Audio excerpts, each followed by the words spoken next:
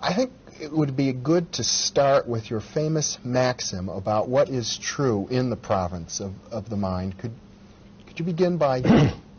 In the province of the mind, what one believes to be true either is true or becomes true within certain limits. These limits are to be found experimentally and experientially. When so found, these limits turn out to be further beliefs to be transcended. In the province of the mind, there are no limits. However, in the province of the body, there are definite limits not to be transcended. You've probably devoted your whole life, and certainly many decades recently, to pushing to see, what really were the limits. Right. Going into new realities, taking on the belief systems of those realities, and then coming back to your basic working reality and challenging those beliefs, integrating those beliefs right. with your own. In your writings, you've explored almost every state of consciousness I could imagine, the various mystical levels of Satori, communication with extraterrestrials, communication with other species.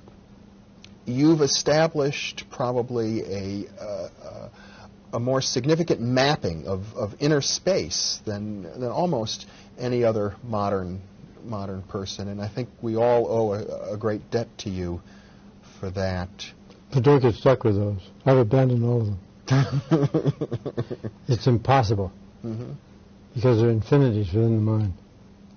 I think that's the beauty of your work is that you keep moving further and further and further out. In the center of the cyclone, you described a state, in fact, you had a whole system, virtually a quantitative system for mapping states of consciousness, and you talked about one that I found most fascinating, which you call +3, mega Satori. And in that state, you describe going so far out of your body, and even out of the physical universe, to the point of being at the level of essence in which the physical universe is created. Right. That almost seemed to me, in reading that book, like an ultimate state of consciousness, but I know you wrote about it some 15 years ago. How does it look to you now? Well, there's one state beyond +3. That's +1. But you're not allowed to remember that. Once you go into it, you have union with God. That's the true yoga. And so you're non-human. So there's no way you can recount what happened. You have no way of saying it because it's beyond language. Yes. Well, all those states are beyond language. Language is a very poor instrument to express them. You've described in some of your other writings language as being a film, a thin film that separates us from reality, really. As much as we try to use language to describe what we mean, it really puts barriers up. Well, there's one use of language that's valid. That's the injunctive use, telling you how to do things. The descriptive one is very poor. And William James said it. The other world is separated from this one by the thinnest of screens. And I found that this screen is language. So you have to abandon it when you're going to these other realities. In addition to +1 and +3, you've mapped out +6.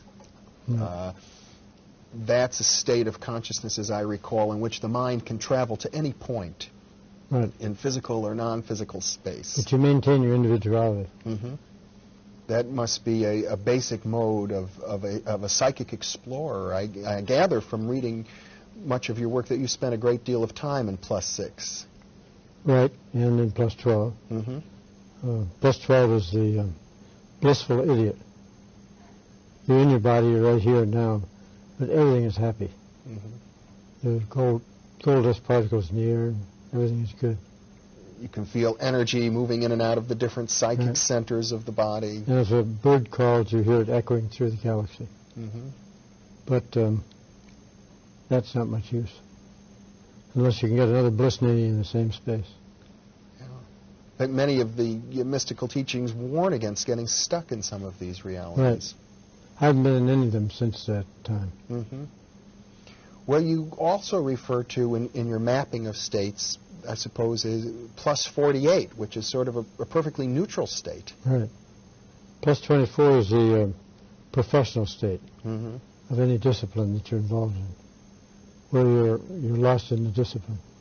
48 is where you're communicating with everybody else. And then there are the minus states, but I don't go into those. No, but at one point you wrote about the importance of going into the minus states and remaining perfectly aware, being conscious in those negative states, not trying to block out the negativity. And you described that, as I recall, as burning karma. Yes.